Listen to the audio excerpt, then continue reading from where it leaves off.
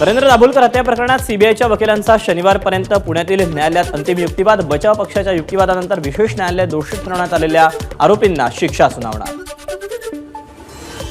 यवतमाळच्या पांढरकवडा येथील टोल नाक्यावर 27 लाखांची निकृष्ट सुपारी जप्त। अन्न आणि औषध विभागाची कारवाई। कर्नाटकहून सुपारी दिल्लीला नेत असल्याची गोपनीय माहिती मिळाली होती। नाशिकच्या मालेगावातून भेसळयुक्त सुपारीचा मोठा साठा जप्त। 11 ट्रक्स 3,84,00,000 रुपये किमतीचा साठा। अन्न आणि औषध प्रशासनाची मोठी कारवाई। हिंगोलीत मुलगी आणि जावयाचं भांडण सुरू असताना ते सोडवायला गेलेल्या सासऱ्यावरच जावयाचा चाकूने वार। घटनेत साहेबराव राठोड गंभीर जखमी। जावई गजानन पवार यांच्या विरोधात गुन्हा दाखल। बुलढाण्यात पंजाब नॅशनल बँक व्यवस्थापकाला शेतकऱ्यानं चाकूने भोसकलं। बँक व्यवस्थापक गंभीर जखमी। शेतकऱ्याला पोलिसांनी केली अटक। एबीपी माझा, उघडा डोळे बघा नीट।